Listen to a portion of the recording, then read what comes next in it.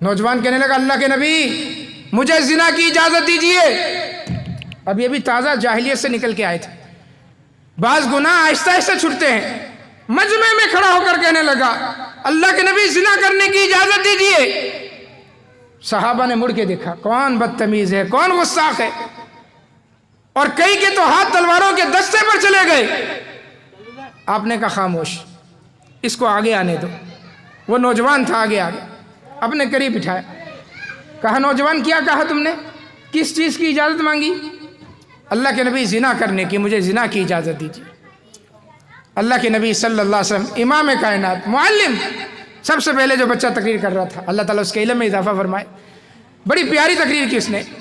معلم کائنات, اللہ کے نبی سب سے بڑے استاد, اس کو آپ نے اپنے آگے بٹھا کر کہا اے نوجوان کیا اپنی والدہ کے لیے یہ کام پسند کرتے ہو؟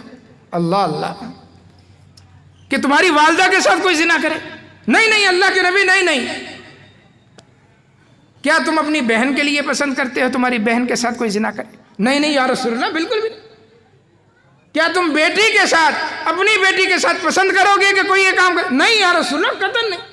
اپنی خالہ کے ساتھ, اپنی پھوپھی کے ساتھ, جو محرم رشتے تھے اللہ کے نبی نے سارے گنوائے, اور اس کا جواب تھا نہیں نہیں نہیں. آپ نے کہا لوگ بھی اپنے محرم رشتوں کے ساتھ یہ گناہ برداشت نہیں کر سکتے.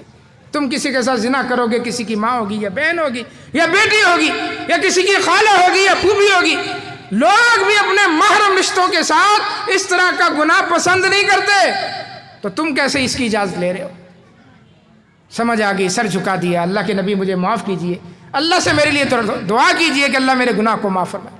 آپ نے سینے پر ہاتھ رکھ کر کہا اللہم کفر ذنبہ, اللہم حسن فرجہ, اللہ اس کا گناہ معاف کر دے, اللہ اس کے گناہوں سے پاک اور صاف کر دے, اللہ تو اس کی شرمگاہ کی حفاظت فرما. اللہ کے نبی نے دعاؤں سے نواز دیا, اور آپ جس کے لیے دعا کر دے اس کا بیڑا پار. وہ صالح ترین نوجوان بن گیا, صالح ترین, نیک وکار اور پارسا.